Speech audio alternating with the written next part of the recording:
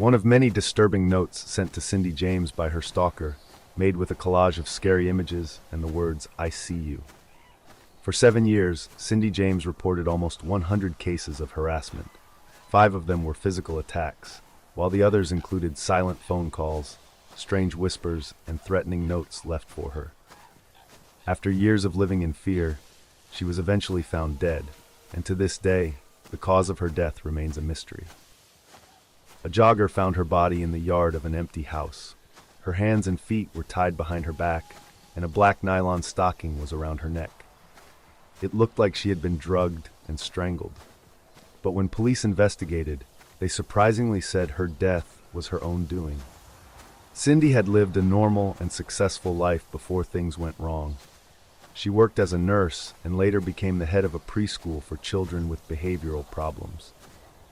Everything seemed fine until 1982, when she divorced her husband, Dr. Roy Makepeace. Just 4 months after the divorce, she began experiencing terrifying and strange events that lasted for the next 7 years. It started with phone calls.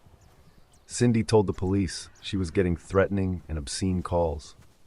Soon after, someone began cutting her phone lines, smashing her porch lights, and leaving frightening notes at her door. She even said someone was watching her house. Police came several times, but they never found anyone or any solid proof. The situation became worse. Cindy said she was attacked several times. In one event, her friend found her outside with a stocking around her neck. Cindy said someone had grabbed her when she went to her garage.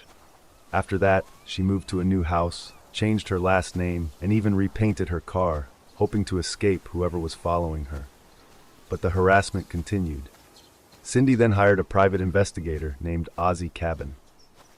One night in 1984, he rushed to her house after hearing strange noises on the radio he had given her. He found Cindy on the floor with a knife stabbed through her hand and a threatening note nearby. Cindy couldn't remember what had happened. There were many other frightening events. Once she was found in a ditch miles from her home, bruised, cut, and almost frozen, with a stocking tied around her neck. She again said she didn't remember anything. Another night, her friend stayed with her to help her feel safe, but the house suddenly caught fire and the phones were dead. A man was seen outside, but when asked to call for help, he ran away. Cindy was eventually sent to a psychiatric hospital because doctors thought she might be thinking dangerous things for herself. But the psychiatrist said she was not mentally ill, she was just scared and upset that nobody believed her. After she left the hospital, Cindy told her friends she knew more than she could say because she was afraid her attacker would hurt her family. She told police she believed her ex-husband Roy was behind everything. Roy denied this, and the police found no proof against him. In May 1989, Cindy went missing. Her car was found with blood on the door. 2 weeks later, her body was discovered tied up at an abandoned house. The autopsy showed she had died from an overdose of morphine and other drugs, not strangulation. Police said it was her own doing, but the coroner listed it as unknown cause. Some people believe Cindy staged everything herself, maybe suffering from deep mental distress. Others think she was truly being stalked and murdered. There were signs the police missed, like strange cigarette butts, unknown hairs, and a mysterious man who ran away the night of the fire. There's also the odd fact that no one noticed her body for 2 weeks, even though people had been near the same spot. This made some think her body was placed there later. To this day, no one knows for sure if Cindy killed herself or was murdered. Every theory has holes. Whether her death was caused by her own mind or by another person, her story remains one of the most mysterious and haunting cases in Canadian history. An Italian man known only as Silvano, not long before his death in 1984. He spent the last months of his life being filmed and under medical observation as they tried to figure out what was killing him and had killed members of his family for generations. They had fatal insomnia, a prion disease. It all begins very simply. One day, a person starts having trouble sleeping. Then slowly, they lose the ability to sleep at all. No matter how tired they get, their brain never truly rests. As the days pass, they start to lose balance, forget things, and struggle to walk. They become weaker and more confused. But the cruelest part is that their mind stays aware. They know what is happening to them. There are two types of this illness. The first is fatal familial insomnia, which runs in families and is passed down through genes. The second type, sporadic fatal insomnia, happens randomly to someone with no family history of it. Both are extremely rare. As of 2016, fewer than 40 families in the entire world were known to carry the FFI gene. The disease moves in 4 stages. In stage 1, the person starts to have anxiety, panic attacks, and mild sleep problems. By stage 2, hallucinations appear. They see and hear things that aren't real. In stage 3, they stop sleeping completely and begin to lose weight quickly. Finally, in stage 4, their body and mind shut down. They may no longer speak or recognize loved ones. Patients often sweat heavily, feel dizzy, have high blood pressure, and lose control of their movements. In the end, they are trapped in a strange dreamlike state, neither asleep nor fully awake, where they sometimes act out their dreams, like pretending to button a shirt or comb their hair. Silvano was born into a family cursed by this disease. His ancestors had suffered from it for over 200 years. When he started to show symptoms at age 53, he already knew what it meant. He had seen it before in his relatives. He went to doctors in Bologna, Italy, and told them that he was dying from a mysterious family illness. At first they didn't believe him, but soon realized this was a chance to study something unknown. Silvano allowed doctors to film him during his final months. He could no longer sleep, walk properly, or focus his eyes. Yet he stayed calm and wanted his suffering to help science. When he died in July 1984, he donated his brain for research. When doctors studied his brain, they were shocked. Most of it looked normal, except for a small part called the thalamus, which controls sleep and alertness. It was full of tiny holes, almost like a sponge. This type of damage is found in prion diseases, caused by proteins in the brain that fold the wrong way and destroy healthy cells. By 1986, researchers finally gave the illness a name, fatal familial insomnia, and confirmed it was a prion disease, like mad cow disease and Creutzfeldt-Jakob disease. But in FFI, the damage focuses only on the thalamus, blocking the brain's sleep switch. Silvano's story helped scientists understand how the brain controls sleep and why this disease is so deadly. Even today, there is no cure for FFI or SFI, and those who inherit the gene always face the same fate.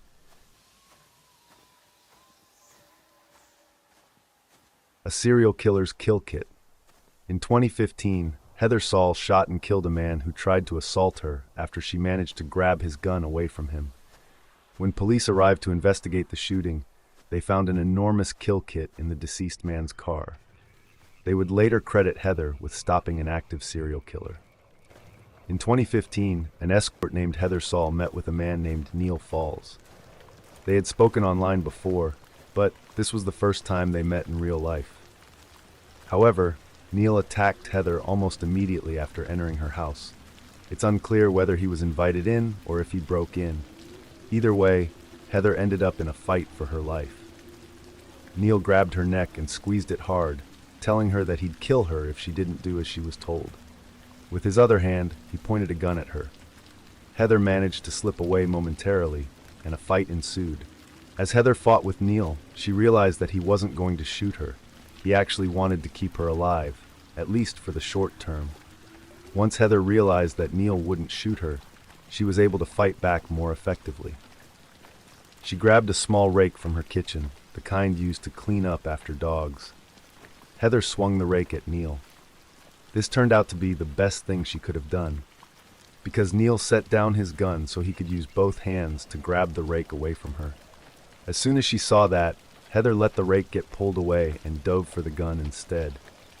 She immediately shot Neil in the head as soon as it was in her hands. The entire encounter, from the moment Neil entered the house to the moment he was shot, lasted less than a few minutes. Many people in town would later call her Heather the Hero for her actions that night, but Heather didn't feel like a hero. She felt sick. She had never wanted to kill anyone. She never asked for this.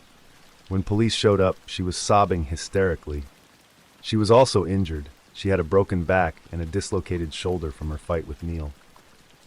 This was by far the most traumatic experience of Heather's entire life. She cried profusely throughout her interview with detectives. When a police officer searched Neil's body, he found 4 pairs of handcuffs. A search of Neil Falls's car revealed an enormous kill kit. Inside the vehicle, police found an axe, a shovel, a sledgehammer, Bowie knives, cleaning supplies, handcuffs, duct tape, guns, and a bulletproof vest. It's likely that Mr. Falls was a serial killer, said Steve Cooper, chief of detectives at the Charleston Police Department. I believe she saved lives by shooting Mr. Falls, based on what he did to her and based on the items found in his car. It would eventually be confirmed that Neil Falls had kidnapped, tortured, and killed several other women before he met Heather.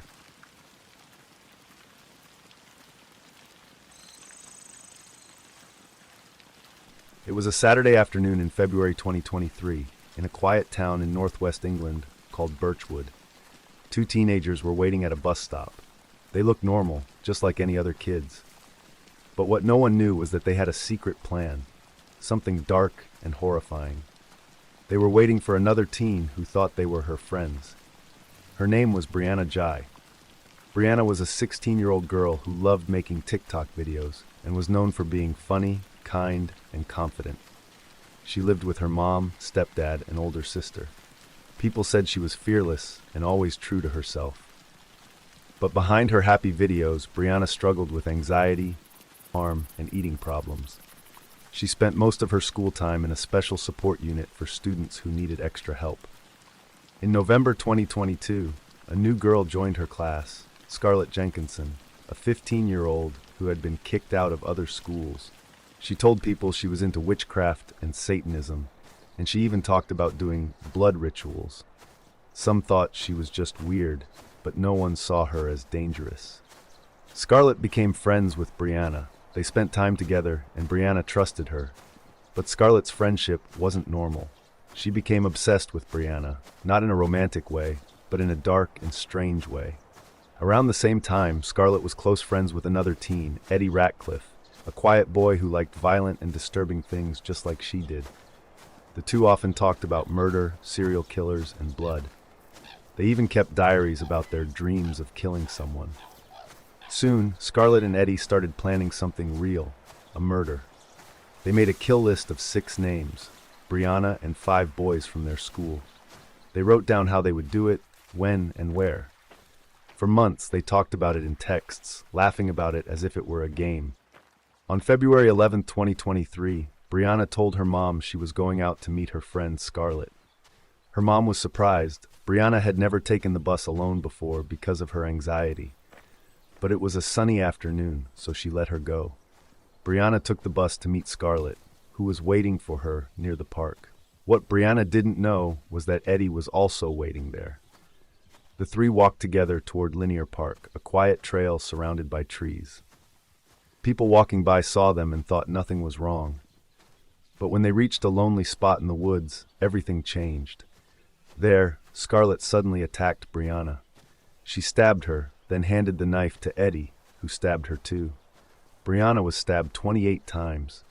They left her lying by the stairs and ran away. A couple walking their dogs found her body later and called emergency services, but it was too late. Police quickly figured out what happened. Brianna's mom had a text from her saying she was meeting Scarlett that day. When police arrested Scarlett and Eddie the next evening, both pretended to know nothing. They even posted fake messages online, acting sad and shocked. But their phones told the truth. All their texts about planning the killing were still there. In Scarlett's diary, police found the full plan written out, even the time, location, and code word they would use to start the attack. She had also written that she wanted to keep some of Brianna's body parts as a trophy. She had even tried to poison Brianna before, but failed. When asked why they did it, police found that part of their reason was because Brianna was transgender. But mostly, it seemed they just wanted to kill someone, anyone.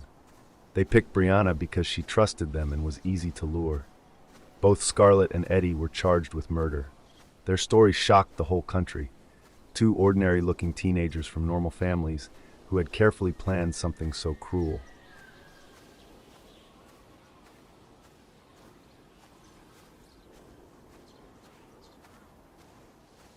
The Icebox Murders Refrigerator, Houston, 1965. In June 1965, police in Houston, Texas went to check on an elderly couple, Fred and Edwina Rogers, who had not been seen for several days. They lived in a small yellow brick house on Driscoll Street in a quiet area called Montrose. Neighbors thought they were just a normal, quiet old couple. But when officers entered their home, they walked into one of the most shocking crime scenes in American history. Fred and Edwina had a grown son named Charles Rogers. He was very smart but strange. He rarely spoke to people, even his own parents. He used to leave notes under their door instead of talking. Charles had studied nuclear physics and once worked for Shell Oil as a geologist. Before that, he had served in the Navy during World War II, where he was a pilot and worked in naval intelligence. He spoke several languages and had many technical skills. But after leaving his job suddenly in 1957, Charles became a recluse. He moved back into his parents' house and lived almost like a ghost. He would leave early in the morning and come back late at night, avoiding everyone. Some neighbors didn't even know he lived there. Fred, born in 1884, had once been a real estate salesman, but he also did shady business on the side. People said he was a con man who liked tricking others. Edwina, born in 1892, looked like a proper housewife, but she too was known for lying and scheming.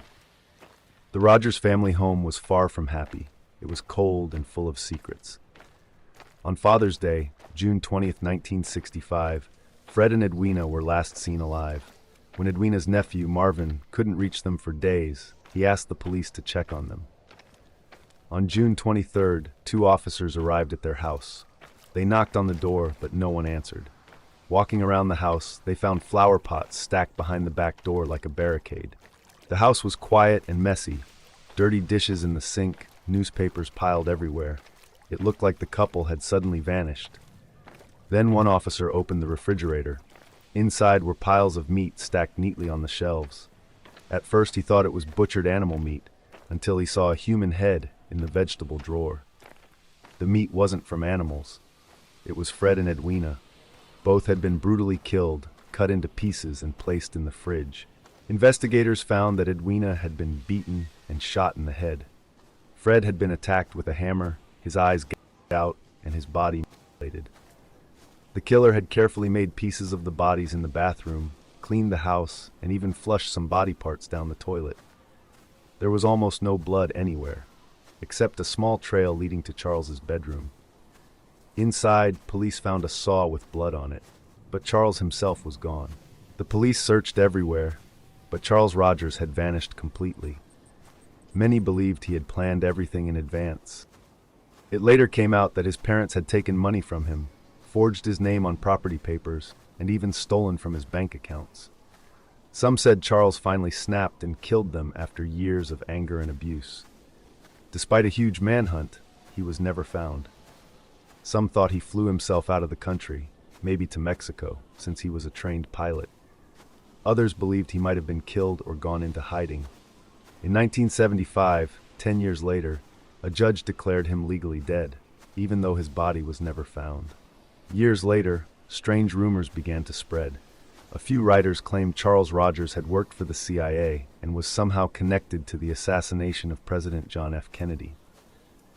They believed he killed his parents because they found out about it. However, there was never proof of that.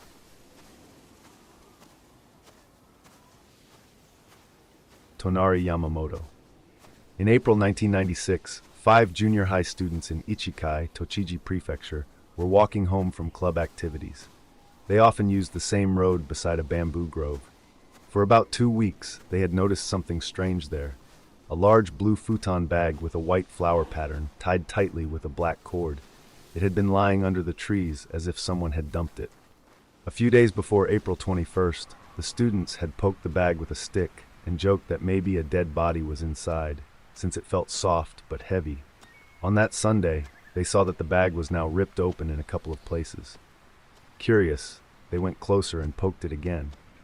To their horror, a pale human hand rolled out from the hole, and a terrible smell filled the air. Terrified, the children ran to nearby homes and told the adults. The police were called right away. When the officers opened the bag, they found the body of a man inside. The body had already started to decompose, making it hard to identify who he was.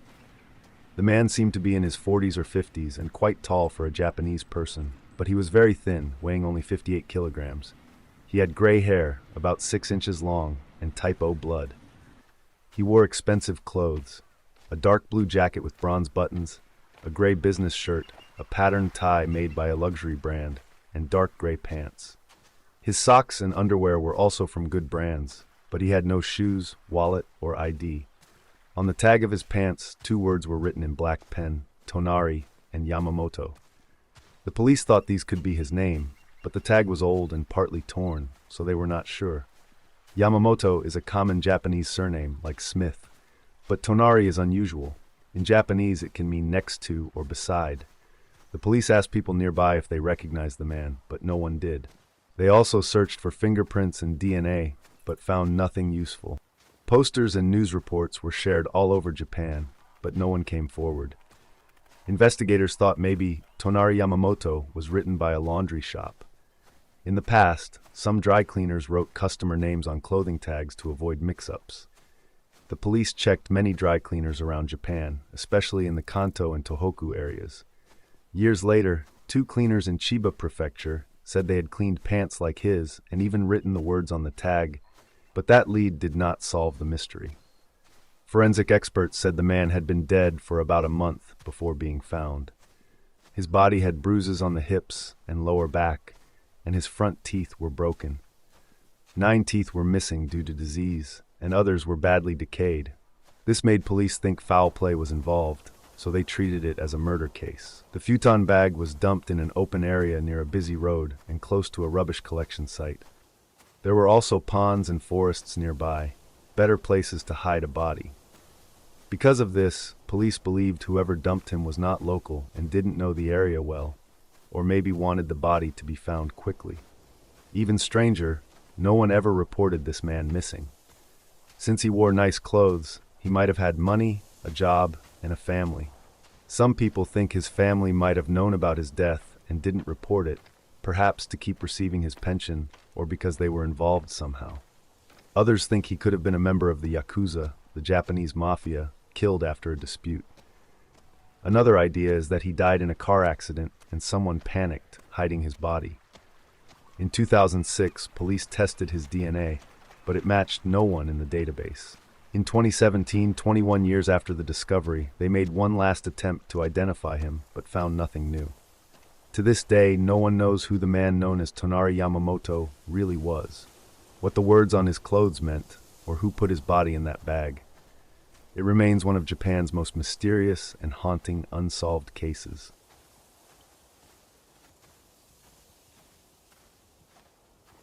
Timothy O'Brien, Halloween, 1974. On Halloween night in 1974, 8-year-old Timothy O'Brien ate a pixie sticks that had been laced with potassium cyanide after a night of trick-or-treating. Tragically, the candy had been poisoned by his own father, who killed him for life insurance money. Ronald Clark O'Brien, later nicknamed the Candyman and the man who killed Halloween, was an American man convicted of murdering his son, Timothy, using the poisoned pixie sticks. The candy was made to look as though it had been collected during trick-or-treating, but in reality, O'Brien had laced it himself. He poisoned his son in an attempt to claim life insurance money to ease his severe financial troubles. He was more than $100,000 in debt at the time. To make the crime seem random, O'Brien also handed out poisoned candy to his daughter and 3 other neighborhood children. Fortunately, none of the other children ate their pixie sticks. O'Brien was arrested soon after the investigation revealed his involvement.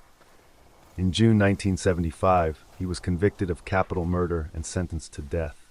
He was executed by lethal injection in March 1984. Bear Brook murders Beryl. In November 1985, a hunter walking through Bear Brook State Park in Allenstown, New Hampshire, came across a strange sight, a big metal barrel lying on its side. When he looked inside, he found something horrifying. There were 2 bodies wrapped in plastic, one woman around her 20s and a young girl about 9 years old. Both had died from blows to the head. Police said they could have been dead for months, maybe even years. No one knew who they were, where they came from, or who had killed them. The police ran their information through every database, but nothing came up. It seemed likely they weren't even from New Hampshire. The case quickly went cold, and a small memorial was later built in their memory. The plaque simply read that they were known only to God. 15 years later, in 2000, police reopened the case and searched the area again. What they found shocked everyone. Another metal barrel, not far from where the first one had been. Inside were the bodies of 2 more young girls. Just like before, they had been murdered and hidden the same way. Investigators were sure the 2 barrels were connected. It looked like all 4 victims were related, maybe even a family, but they couldn't prove it. Artists made drawings of what the victims might have looked like, hoping someone would recognize them, but no one ever did. For many years, the 4 victims remained nameless. Then, investigators started focusing on someone else, a man who had once lived in New Hampshire, named Bob Evans. Bob Evans wasn't his real name. Over the years, he had used many fake names, including Curtis Kimball, Larry Vanner, and Jerry Mockerman. In 1986, just 1 year after the first barrel was found, he was living in California using another name, Gordon Jensen. That same year, he abandoned a little girl he said was his daughter at a trailer park. When that girl grew up, she took a DNA test and found out the truth. Bob Evans wasn't her real father, and they weren't related at all. Investigators traced her real mother to a woman named Denise Bowden from New Hampshire. Denise had vanished in 1981 along with her boyfriend, who at the time was calling himself Bob Evans. Denise has never been found, and police believe she was killed too. In 2002, using yet another fake name, Evans was arrested again, this time for the murder of his wife, Yoon Soon Jun, in California. Her body was found buried in their basement. He went to prison in 2003 and died there in 2010. For years, no one knew his real identity until DNA testing finally revealed it in 2016. His real name was Terry Petter Rasmussen. DNA tests later proved that he was the father of one of the children found in the barrels. 3 of the victims were finally identified as Marlise Honeychurch and her 2 daughters, Marie Vaughn and Sarah McWaters. The 4th child, Rasmussen's own daughter, still has not been identified. The key to solving much of this mystery came from the abandoned girl in California, whose real name was discovered to be Dawn. A librarian from Connecticut, who was deeply interested in the case, also helped by tracing missing family links through genealogy websites. Thanks to her research, the victims were finally given their names after more than 30 years. The Bear Brook case changed the way investigators used DNA to solve crimes. The same kind of genetic testing used here later helped identify the Golden State Killer. Even though 1 child and 1 missing woman, Denise Bowden, are still unaccounted for, the work done on this case has brought some peace to the families.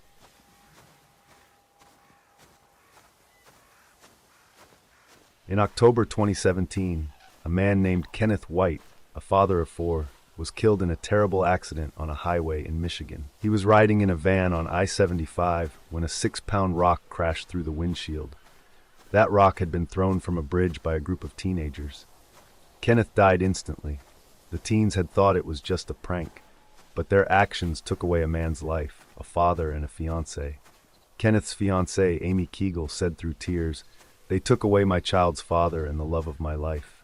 The rock was heavy, around 6 pounds, and when it fell from high up and hit a moving car, it had the same power as a deadly weapon. Sadly, this was not the first time something like this had happened. In Pennsylvania, a man named Randy Budd was driving with his wife Sharon when kids threw a rock from an overpass. The rock crashed through their windshield and hit Sharon in the head. Randy later said, "They took away the wife I knew and robbed my kids of their mom." Years later, the sadness became too much for him to handle. Randy took his life. His sister, Rhonda Williams, said, "He snapped and couldn't take it anymore. It's a very sad situation." Back in Michigan, the 5 teens who threw the rock that killed Kenneth White were arrested. They were each charged with second-degree murder and held in jail without bail. All of them said they were not guilty, but one of the teens who admitted to throwing the rock was later sentenced to 3 years in prison. He was released in 2021. What these teens thought was just a prank turned into a life-changing tragedy. A father lost his life, a family was torn apart, and many people were left heartbroken.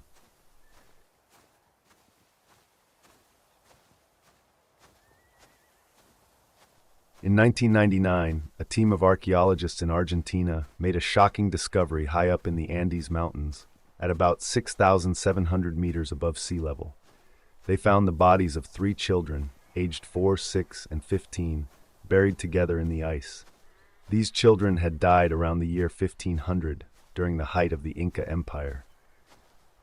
They became known as some of the best preserved mummies in the world. Scientists later learned that the children were part of an ancient Inca ritual sacrifice called capacocha, a ceremony where children were offered to the gods. The Inca Empire was once the largest empire in the Americas and one of the largest in the world. It began in the 13th century around the city of Cusco in modern-day Peru. The Incas expanded their land until they ruled much of Peru, Bolivia, Ecuador, Chile, and Argentina. Their empire was well organized, with roads, laws, soldiers, and government officials who kept everything under control. The Incas believed their king was the son of the sun god, called Inti. They also worshipped the creator god Viracocha, the thunder god Illapa, and the moon goddess Mamaquilla. To honor these gods, they built many temples and sacred sites, often high in the mountains, which they believed were holy places. Most of what we know about this ritual comes from Spanish people who arrived after the conquest in the 1500s. The capacocha was one of the most important religious ceremonies in Inca culture. It involved choosing beautiful and healthy children, usually between 4 and 10 years old, to be sacrificed to the gods.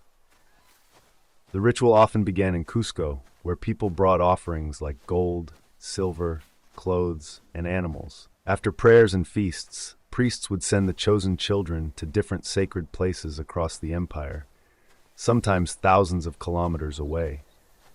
There they would be given food and drink, sometimes coca leaves or alcohol, before being buried alive, strangled, or left to freeze on the mountains as a gift to the gods. The Incas believed that these children would live forever with the gods, and that their sacrifice would protect the empire, bring good harvests, or stop natural disasters. The families of these children were often proud, believing their child had become divine and brought honor to their community. When scientists studied the mummified bodies of the sacrificed children, they learned a lot about how they lived and died. Many of them were found without visible injuries, but there were signs of stress, such as vomit on their clothes, meaning they were frightened before death. Some had head wounds or marks on their necks, showing that others were hit or strangled. Tests showed that, before they were killed, the children were fed rich foods like meat and corn, and their diet changed for almost a year before the sacrifice. They were treated like royalty, cared for and honored, and then taken to die for their gods. Though the practice seems cruel to us today, it was deeply meaningful in their culture. The Incas believed that the gods demanded the best of their people, and that by giving up something pure and precious, they could keep their empire strong and blessed.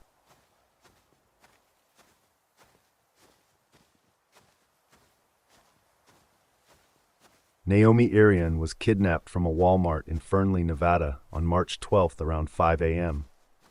Suspect can be seen pacing in front of vehicles shortly before forcing his way into her vehicle and driving away.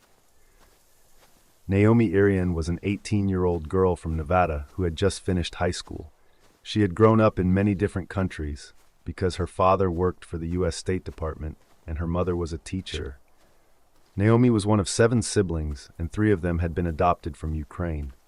She was smart, kind, and full of dreams. After finishing high school in South Africa, she decided to move to the United States to live with her older brother Casey, who was a Navy veteran working as an engineer in Fernley, Nevada. Naomi lived with Casey and his fiancée.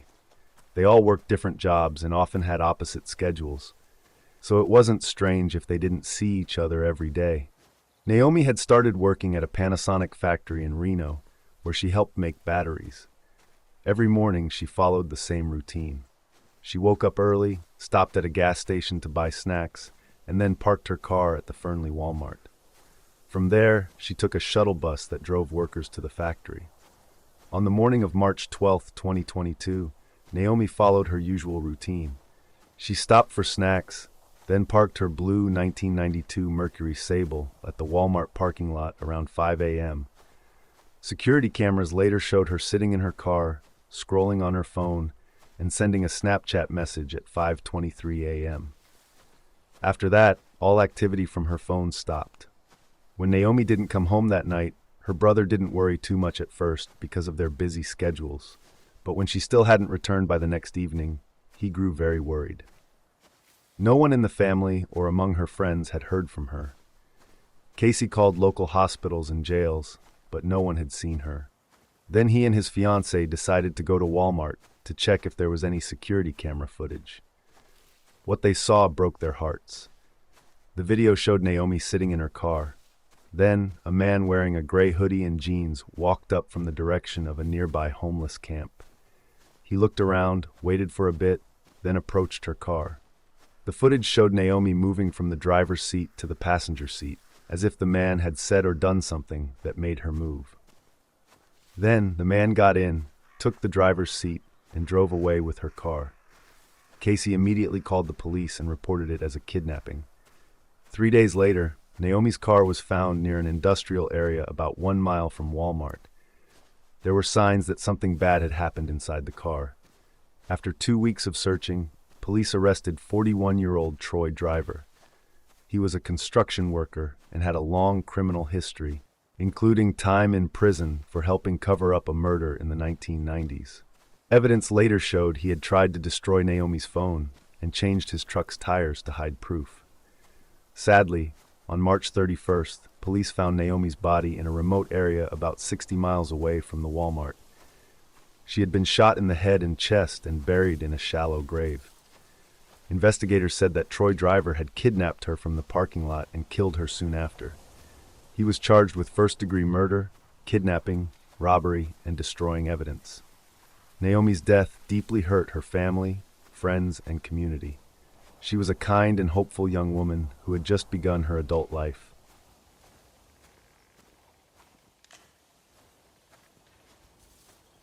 Last image of Wayne Spears during the Tennessee floods on August 21, 2021. The barn he was hanging onto was washed away and Wayne drowned. Wayne had worked there for many years and was loved by everyone.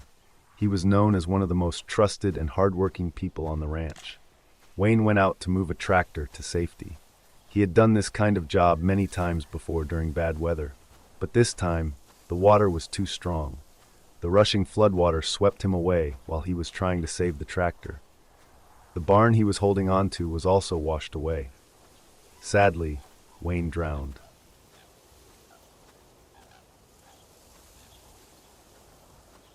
This photo shows Al Capone with his wife, May, in Miami around Christmas of 1946. It was taken just weeks before he died. Capone died from syphilis, a disease he had caught back in the 1920s, but never treated because he was too embarrassed. By the time he died, doctors said his mind had become so damaged that he had the mental ability of a 12-year-old. By 1946, Capone was weak, confused, and unable to live a normal life. That last photo of him with his wife shows a man far from his old gangster days, sick, tired, and nearing the end.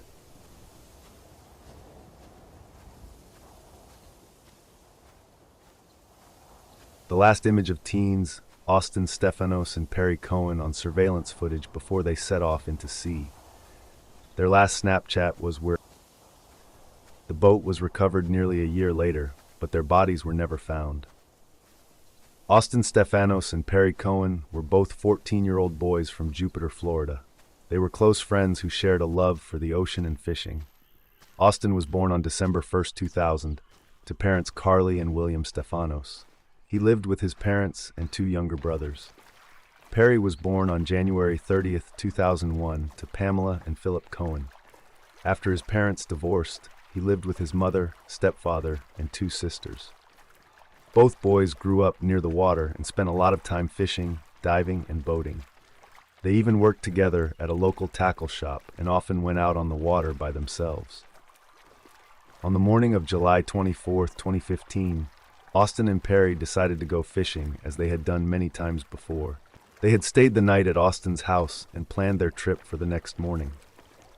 They boarded Austin's white boat from the Jupiter Inlet Marina after spending about $100 on gas. Austin, who had used the boat many times, felt confident driving it. The boys stayed in touch with their families using Austin's iPhone since Perry's phone was broken. They also posted updates and photos of their trip on Snapchat and Instagram. Around 1:30 p.m., a severe thunderstorm rolled into the Palm Beach area with heavy rain and strong winds. The boys were caught in it, and soon after, all contact stopped. Austin's last Snapchat post showed both of them smiling on the boat with fishing poles and the words, "Peace out." When they didn't return that evening, their families reported them missing. A massive search began, involving the Coast Guard, police, and volunteers. Boats and aircraft searched the waters and shorelines, but there was no sign of Austin or Perry. The Coast Guard spotted Austin's boat overturned about 65 miles off the coast of Daytona Beach, but bad weather made it impossible to recover. The official search lasted until July 31, 2015, but the boys were never found. Months later, in March 2016, Austin's boat was finally recovered around 100 miles from Bermuda. Inside, searchers found fishing gear and Austin's damaged iPhone. The boat's key was still in the ignition, turned off, and the battery had also been switched off, something very hard to do by accident. This led some people to suspect foul play, but no clear evidence supported that idea. Perry's family later sued Austin's parents, claiming negligence since the boys went out alone without proper safety equipment like a radio or GPS. There were also legal disputes about the iPhone found on the boat. Perry's parents wanted it examined to see if it held any clues, but when experts at Apple finally analyzed it, no usable data could be recovered due to water damage. It's believed that they were lost at sea during the storm. At the time they disappeared, both were described as healthy, active teenagers who loved the ocean. In Jupiter, the community came together to remember them. People built a small memorial near the marina and held candlelight vigils.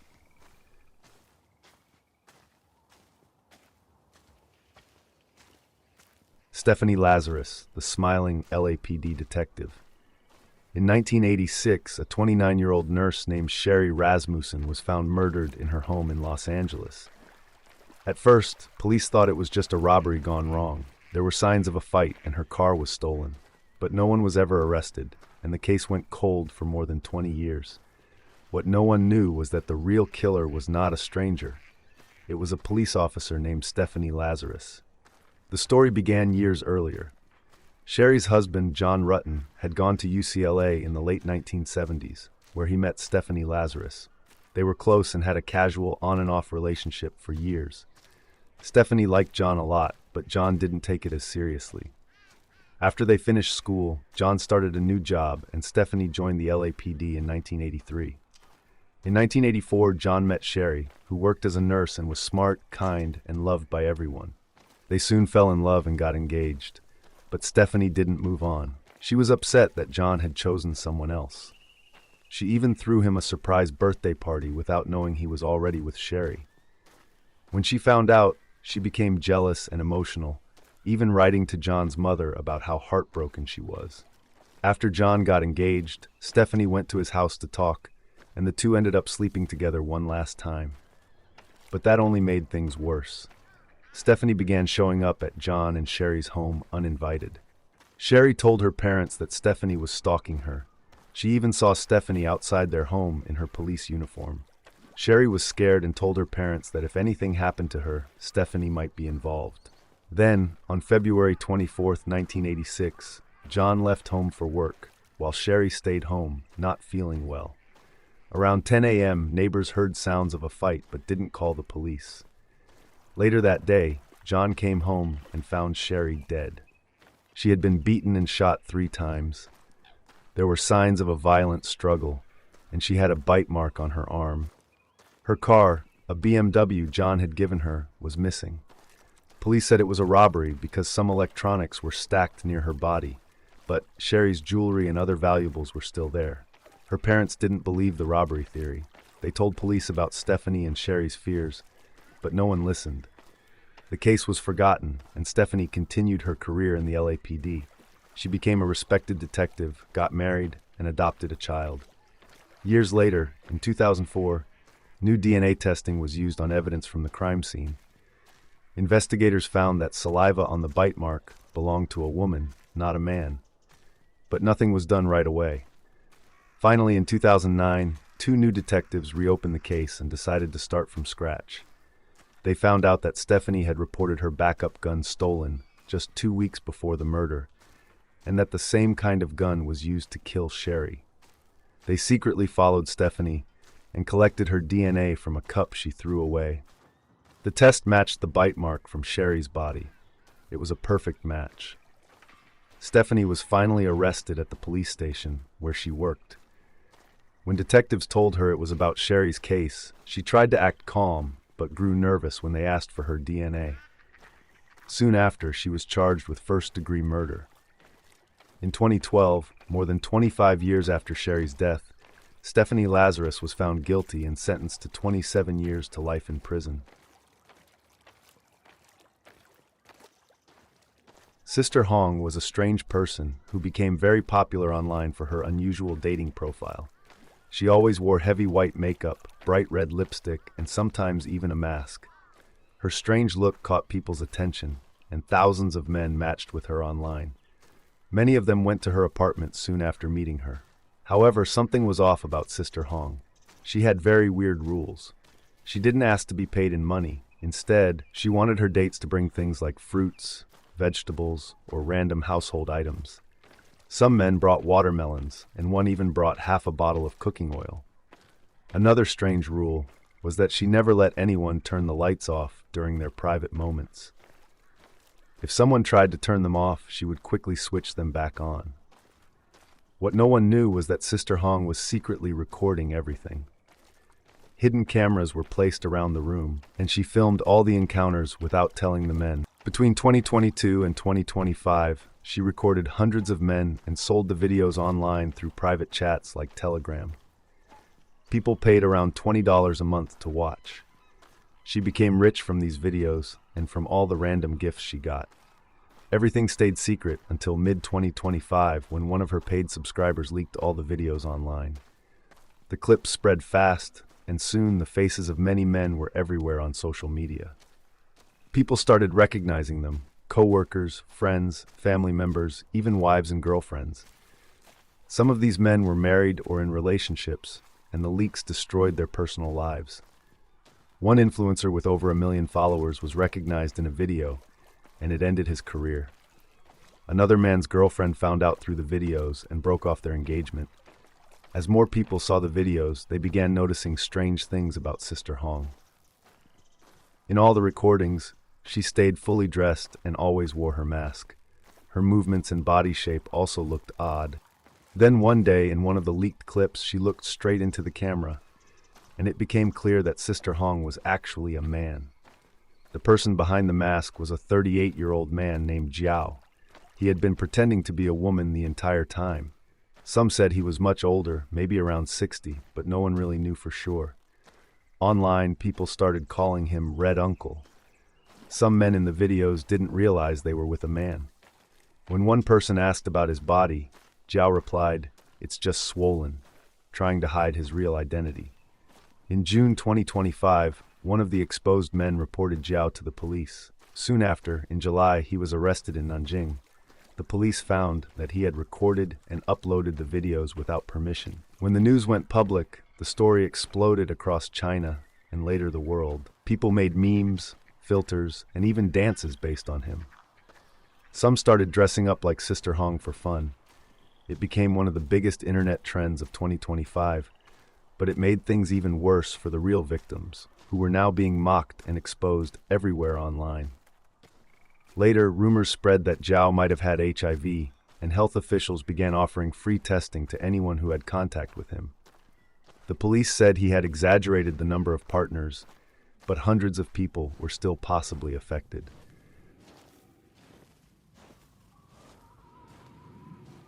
an old barrel and some hair. Junko Furuta was a bright and hardworking high school girl from Misato, Japan. She lived with her parents and two brothers, one older and one younger. Junko did well in school, had good grades, and never got into trouble. She didn't drink, smoke, or party like some of the other teens around her. She was saving money from her part-time job at a plastic factory to go on a graduation trip and had plans to work at an electronics store after she finished school. Everyone who knew her said she was kind, cheerful, and responsible. But there were a few boys at her school who were known to be troublemakers. One of them, named Hiroshi, liked Junko and wanted to date her. When she politely said no, he became angry and embarrassed.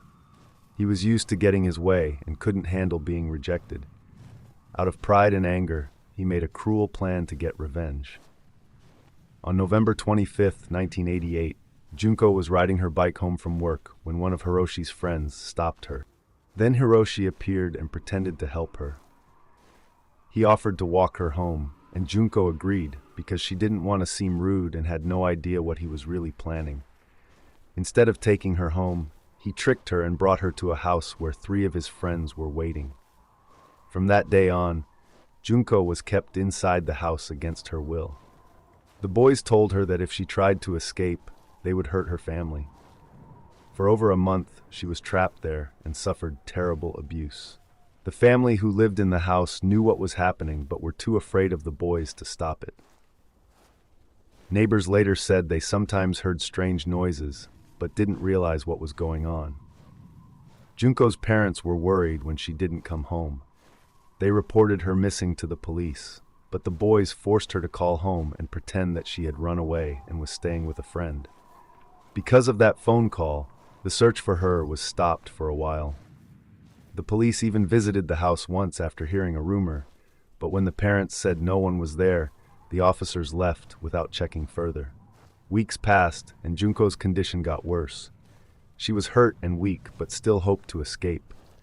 Once, she managed to reach a phone to try to call the police, but she was caught before she could speak. After that, her situation became even more hopeless. Finally, after about 44 days of being held captive, Junko passed away from the injuries she had suffered. She was only 17 years old. The boys panicked and hid her body in a metal drum filled with concrete, which they left at a construction site in Tokyo. For a while, it seemed that no one would ever find out what had happened to her. But a few weeks later, when police were questioning one of the boys about another crime, he accidentally mentioned details about Junko. That mistake led investigators to discover the truth. The police found the metal drum and Junko's body inside. When the boys were arrested, they were all still teenagers. Because of that, they were tried as juveniles and received much lighter sentences than most people thought they deserved. Many in Japan were angry about the outcome and called for stricter punishment laws for serious crimes committed by minors. Charlise Mutten was born on July 23, 2012, in Australia. Her parents, Calista Mutten and her father, separated not long after she was born. Charlise did not have a close relationship with her dad. When she was 4 years old, she went to live with her grandparents in Tweed Heads, New South Wales. They became her legal guardians because Calista had serious drug problems. In 2017, Calista was sentenced to 3 years in prison for dangerous driving that caused a death. She had been using drugs when she crashed her car, killing her passenger. While in prison, she met another inmate named Justin Stein, who already had a long criminal record.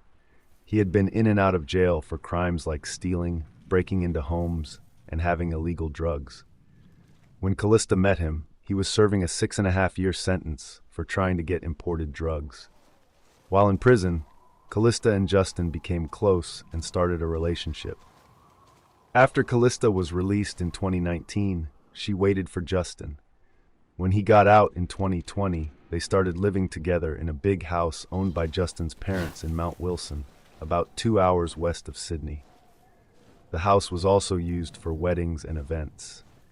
During Christmas 2021, Calista wanted to spend time with her daughter. On December 21st, Charlise flew to Sydney, where Calista and Justin picked her up. They spent Christmas with Justin's family, then stayed for a while at a campground. Afterward, Charlise went back with Justin to the Mount Wilson property to spend the night and see his dog, which she loved. That was on January 11th, 2022. At 8:20 that evening, Justin messaged Calista saying they had arrived safely and that Charlise was watching TV and playing with balloons. But that was the last time anyone saw her alive.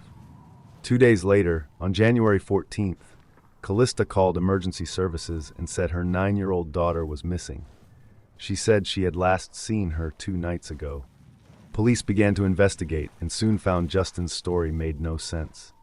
He had told Calista that Charlise was sick and vomiting and that he had left her with a man working on the property. But this was a lie. There was no such man. Using Justin's phone data, police tracked his movements. On January 13, he was seen driving his pickup truck, towing a boat. He bought 5 large bags of sand and later filled his boat's fuel tank.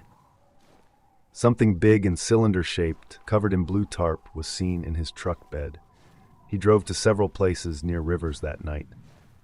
Early on January 14th, he was at the Colo River, about an hour from Mount Wilson. Later that morning, the object in his truck was gone. On January 18th, police found a barrel stuck near the Colo River. Inside was the body of young Charlise. She had been wrapped in plastic and covered with sand. She had been shot twice, once in the hip and once in the head. Toxicology showed she had a strong dose of Justin's antipsychotic medication in her system. Justin was arrested and later admitted to disposing of her body, but said Calista killed her. He claimed he heard Calista shoot her daughter, but his story didn't fit the evidence. His fingerprints were found on a rifle buried near the house, and he had lied about nearly everything. In June 2024, Justin was found guilty of murder and sentenced to life in prison without parole. Charlise's death shocked Australia. She had trusted the adults around her, her mother and Justin, to keep her safe. Instead, both failed her. Justin was proven to be violent, manipulative, and cruel. Calista's drug use and poor choices put her daughter in danger. Charlise was only 9 years old. She wanted love and safety, but her short life ended in fear and pain.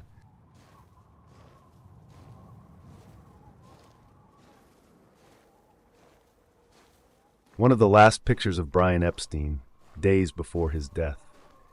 He died in 1967 from an accidental drug overdose, and he was crucial to the Beatles' success, often called the man who made them famous. Murderer Dennis Dilda was allowed to sit for this family portrait with wife and kids the morning of his execution, Arizona, 1886. Last photo of Olesya Suspitsyna. She was a 31-year-old tour guide from Kazakhstan. She died in 2020 after falling off a cliff in Turkey while posing for a photo near a scenic waterfall. Stephanie Hernandez, 21, posted a Snapchat showing her boyfriend, Rafael Gonzalez, pointing a gun at her, just hours before she was found shot dead in their home. Authorities allege Gonzalez accidentally shot her during a domestic dispute. He was later arrested and charged with first-degree murder. Man let his 12-year-old son fly a plane. Both died. A video circulating on social networks shows the rancher Garon Maia Filho when he let Francisco Veronezi Maia, just 12 years old, fly a twin-engine plane. Flight 901. Melinda, only 17, and her half-sister, Valery, about to board Flight 901 in New Zealand. Melinda can be seen in the short video shot inside the cabin right before impact. The crash was a result of a data entry error unknown to the pilot, which contributed to a catastrophic navigational mistake. Last photo of Jamie Zimmerman, a doctor and reporter with ABC News Medical Unit, drowned while on vacation in Hawaii Monday. Her last Facebook post updated her profile with a smiling picture taken against the backdrop of Kauai's North Shore. Jeremy Worthy, a 43-year-old Australian kayaker, live-streamed his struggle against rough sea conditions on Facebook from his kayak, and his body was later found washed ashore off the New South Wales coast. Those live videos captured his final moments.